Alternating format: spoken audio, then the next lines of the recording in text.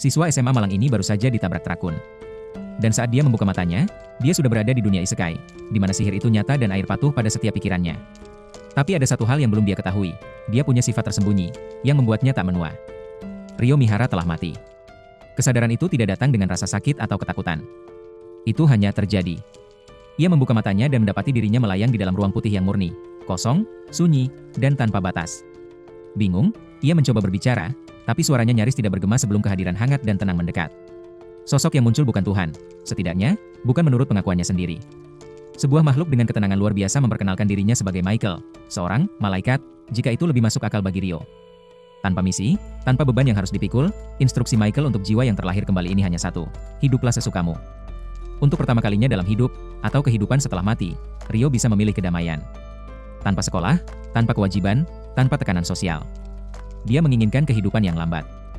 Michael mengabulkannya. Sebuah pondok damai di hutan bernama London, di dunia baru bernama Fai, dikelilingi alam, dilindungi penghalang sihir, dan diberkahi dengan persediaan makanan untuk 2 bulan. Ryo memiliki afinitas terhadap sihir air, yang sangat cocok untuknya. Sihir benar-benar ada di sini. Begitu Ryo berkedip dan tiba di dunia baru, dia langsung tahu, ini bukan mimpi. Tak ada furnitur, tak ada suara, hanya sebuah rumah, 2 buku, dan sebuah pisau di atas meja. Dia melangkah keluar. Pegunungan menjulang di cakrawala, angin berhembus sejuk, dan sihir terasa nyata.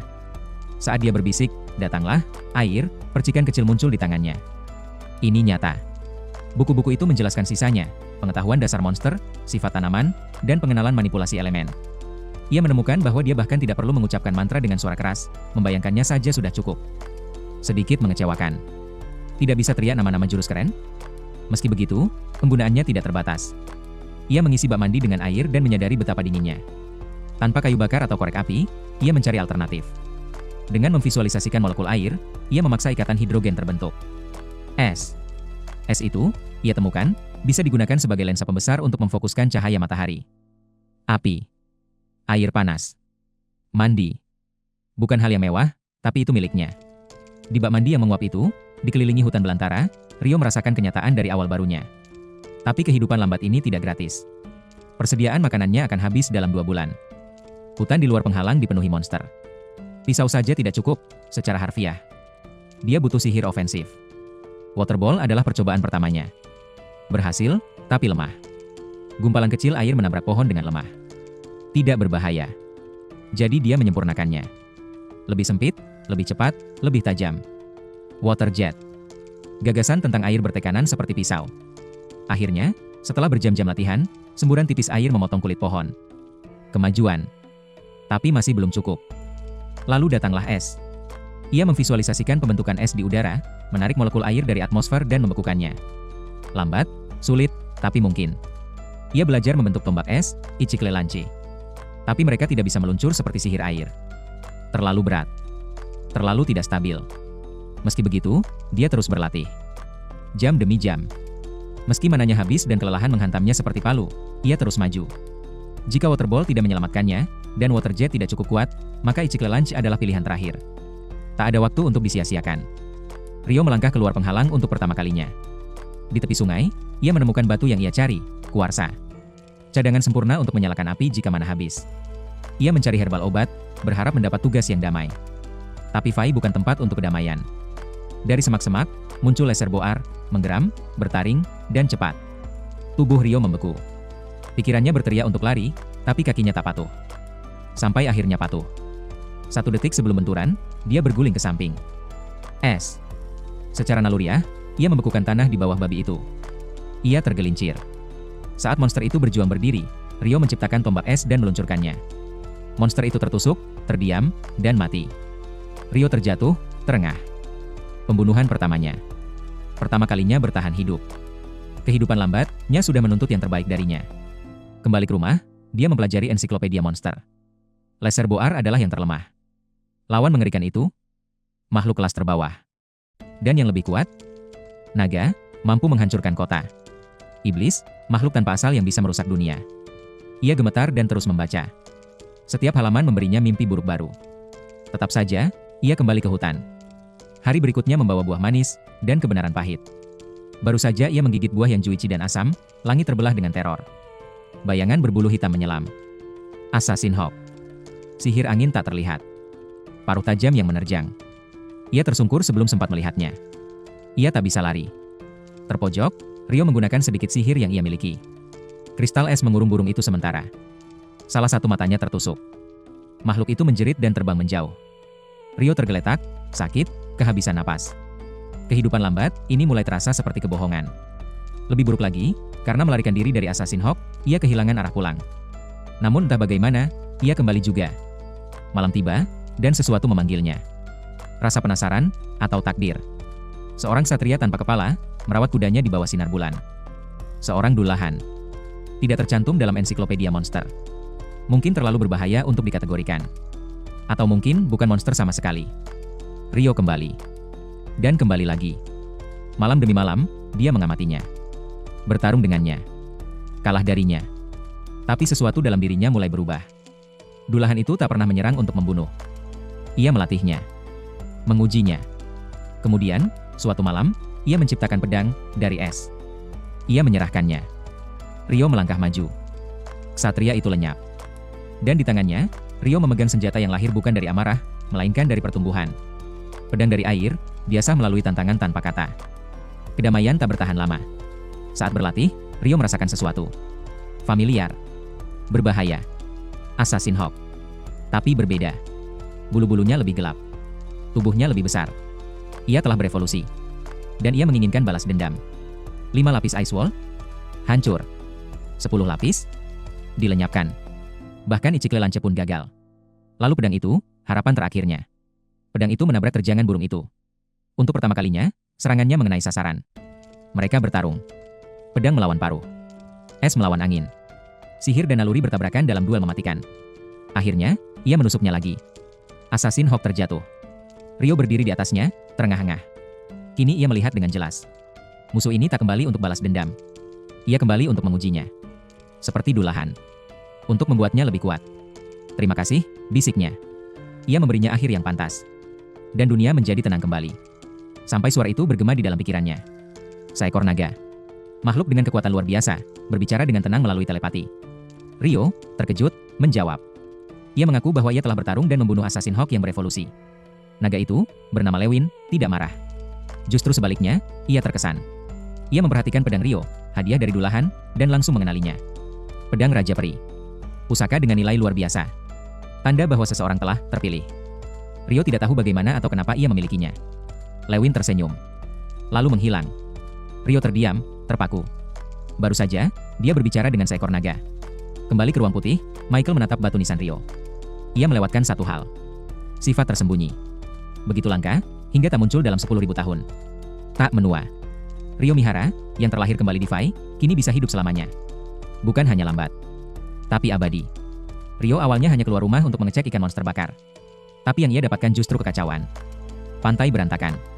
Suara Tosco memecah kebingungan, lega karena Rio selamat. Tapi Rio tidak mengerti. Indra sihirnya tak menangkap bahaya. Lebih penting lagi, apa-apaan pakaian ini? Gak ada yang lebih pantas? Sebelum ia tenggelam dalam pikiran soal pakaian, anak laki-laki asing di dekatnya bangkit dan memperkenalkan diri. Abel. Ternyata ini orangnya. Abel terkejut. Rio yang menyelamatkannya, kan? Rio menjelaskan dengan santai, dia hanya membawa Abel kembali ke rumah. Sayangnya, Abel satu-satunya yang berhasil dia selamatkan. Jadi ada orang lain? Ekspresi Abel menegang. Orang lain juga terdampar, tapi Rio menepisnya. Mereka itu penyelundup, katanya. Tak perlu dikhawatirkan. Dan selesai. Tak ada yang bisa dilakukan selain makan. Jadi mereka makan. Saat duduk bersama, Abel memperkenalkan diri lebih lengkap, dan Rio pun begitu. Rio. Penyihir atribut air. Abel kagum, bukan hanya pada namanya, tapi juga pada daging panggangnya. Matang dengan baik. Dan katanya diburu sendiri. Abel bertanya soal pisaunya. Apa Rio berburu dengan pisau sekecil itu? Rio menjelaskan, itu bukan senjata, hanya alat untuk membedah. Sihir adalah senjata sebenarnya. Sihir. Kata Abel, bahkan di negara-negara tengah, hanya sekitar setengah orang yang bisa menggunakannya. Setengah? Itu bertentangan dengan apa yang Michael katakan, bukannya 1 dari 5? Rio terdiam, bingung. Tapi ia mengabaikannya. Saat Abel bertanya apakah Rio punya pakaian lain, jawabannya to the point, tidak. Tak ada kain. Tak ada benang. Tak ada uang. Abel tertawa kecil. Mungkin dia baru saja menghina pria yang menyelamatkan hidupnya. Tapi mereka terus makan. Bercanda. Santai. Lalu Abel menjadi serius. Ia ingin memeriksa garis pantai. Rio setuju tanpa ragu. Tapi di perjalanan, Abel memperhatikan sesuatu. Rio tak punya tongkat sihir. Penyihir tanpa tongkat? Aneh. Abel mengangkat bahu. Mungkin Rio memang sedang sial. Lalu datang permintaan sebenarnya. Abel ingin menuju utara, ke kota bernama Luhn. Dia tak tahu di mana dia berada, tak punya peta, tak tahu arah. Dia ingin Rio menjadi penunjuk jalan. Rio mempertimbangkannya. Dia sudah hidup tenang, menyendiri. Ini adalah penyimpangan. Tapi akhirnya, dia menerima. Mereka akan berangkat besok. Sebelum perjalanan dimulai, Rio punya satu hal terakhir yang harus dilakukan. Malam itu, ia melangkah keluar sendirian. Ia punya seseorang yang harus ditemui. Kehadiran yang hanya bisa dia dekati saat malam. Makhluk itu tak pernah merespons. Tapi dia selalu merasa ia mendengarkan. Malam ini, dia mengucapkan terima kasih. Ia bilang bahwa ia akan meninggalkan hutan London untuk sementara. Ia tak tahu apa makhluk itu sebenarnya. Roh? Penjaga? Tak penting. Ia telah bertahan hidup sejauh ini berkat makhluk itu. Dan malam ini, untuk menghormati pertemuan terakhir mereka, dia berlatih sihir habis-habisan. Itu caranya mengucapkan selamat tinggal. Pagi tiba. Mereka berangkat. Abel memimpin dan meminta Rio tetap di belakang. Dia ingin bertarung dulu kalau terjadi sesuatu. Dia tak bisa terus dilindungi. Ini soal harga diri. Rio mengangguk. Masuk akal. Lalu suara di depan membuat mereka membeku. Lizardman. Musuh tangguh. Apalagi di medan rawa. Abel menyarankan agar mereka memancingnya ke dalam hutan. Tidak berhasil. Mereka dikejar. Mereka harus bertarung. Rio tak buang waktu, ia memanggil 4 icik lelanci sekaligus. Abel ternganga. Bukan hanya karena sihirnya, tapi karena Rio meluncurkan banyak sekaligus. Biasanya, sihir hanya bisa aktif satu persatu lewat mantra. Tapi Rio tak tahu itu. Bagi dia, ini normal. Saat pertempuran usai, Rio menciptakan air bersih. Hidrasi itu penting. Kali ini, ia mengucapkan mantranya dengan suara keras. Abel memperhatikan. Bukankah sebelumnya Rio diam saja? Rio mengelak. Mungkin Abel salah dengar. Mereka terus berjalan. Abel menunjukkan sebuah koin, 1 florin. Mata uang dari kerajaan Knightley. Knightley. Terdengar gagah. Ternyata, setiap negara di negara-negara tengah punya mata uang sendiri, meski satuannya sama. Knightley adalah salah satu dari 3 kekuatan besar. Yang lainnya, Kekaisaran Debuhi dan Konfederasi Handal. Debuhi? Rio tak bisa menahan tawa. Nama itu jelek sekali. Abel tidak tertawa. Tapi ia setuju, nama negara itu penting. Aku dari Debuhi memang terdengar konyol. Jarak pandang membaik. Lalu muncul masalah. Golem batu. Mereka masuk ke sarangnya. Abel menyerang dengan Electro Strike, tapi golem itu pulih kembali. Rio maju. Ia menggunakan Ice Wall dan kompresi massa. Dampaknya menghancurkan 2 golem sekaligus. Abel melongo. Senjata berbasis manipulasi massa. Mereka menghabisi golem sisanya. Salah satu golem ambruk dan tidak bangkit lagi, kemungkinan karena kehilangan koneksi ke tanah. Rio memeriksa tubuhnya dan menemukan sesuatu di dalamnya, batu sihir. Besar dan berwarna pekat. Batu itu telah menyerap mana dari monster selama bertahun-tahun. Temuan langka. Sayang mereka tak bisa mengambil yang lain. Tiba-tiba, tanah bergetar. Makhluk raksasa mendekat, Behemoth. Tak satu pun dari mereka pernah melihatnya sebelumnya. Lalu muncul lagi satu. Seekor Wife. Bentrokan akan terjadi. Dan mereka duduk di kursi penonton barisan depan. Mereka menyaksikan dengan kagum saat 2 monster itu saling menerjang. Rio mendukung Behemoth, dijuluki Behechen. Pertarungan itu tidak berlangsung lama. Terjadi penolakan sihir. Kehadiran Wife lenyap. Rio menghela napas. Dia ingin melihat babak kedua. Abel hanya memutar mata. Tapi momen itu belum selesai. Penolakan sihir. Konsep yang pernah Rio dengar. Biasanya muncul di jebakan Dungeon. Abel membahasnya. Apakah Rio tertarik pada Dungeon? Tentu. Siapa sih penggemar fantasi yang tidak tertarik? Abel menyebutkan bahwa satu-satunya Dungeon di negara-negara tengah ada di Luhn. Rio langsung heboh. Kenapa nggak dari tadi? Ia menuntut penjelasan lebih lanjut. Abel mengabulkan. Ia menjelaskan 3 ras utama. Kurcaci, kuat, pandai menempa. Beberapa tinggal di Luhn. Elf, lebih misterius. Kebanyakan tinggal di hutan terpencil. Hanya 1 elf tinggal di Luhn. Sesuai bayangan Rio.